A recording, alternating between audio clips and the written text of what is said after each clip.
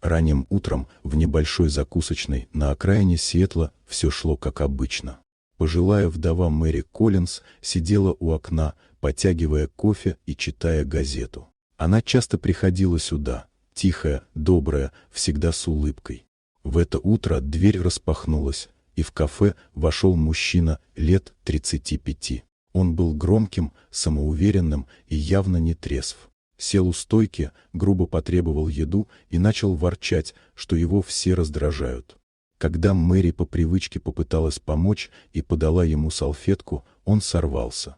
«Отвали, старуха!» — крикнул он, а через мгновение грубо толкнул ее так, что она упала, пролив кофе. Посетители оцепенели. Никто не успел вмешаться.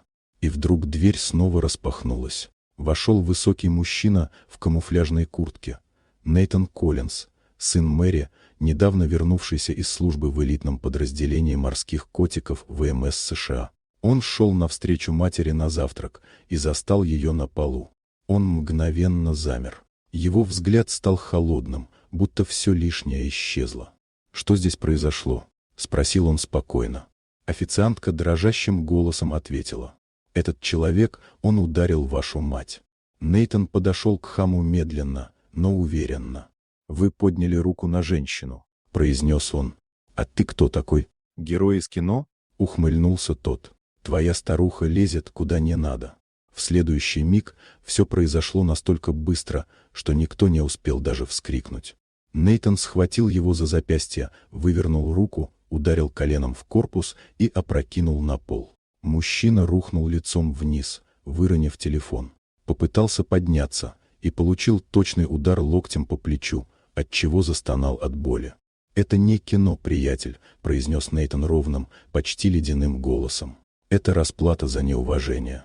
Он удерживал нарушителя в болевом приеме, пока официант вызвал полицию. Мужчина стонал и пытался выкрикнуть что-то, но Нейтан лишь крепче сжал его руку. «Учись уважать женщин, особенно пожилых». Когда приехали офицеры, хама передали им. Один полицейский, увидев, что виновник едва держится на ногах, тихо сказал Нейтану: «Справедливо, мы бы сделали то же самое». Мэри уже стояла рядом, вытирая слезы. «Сынок, ты не должен был».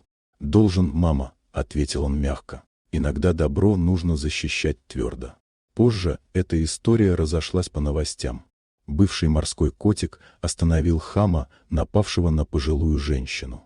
Но Нейтан от комментариев отказался. Он лишь сказал журналисту: «Я не герой, просто мужчина, который не позволит никому обидеть свою мать». С тех пор за тем самым окном, где всегда сидела Мэри, появилась табличка: «Добро требует мужества», в память о том, кто защитил честь своей матери.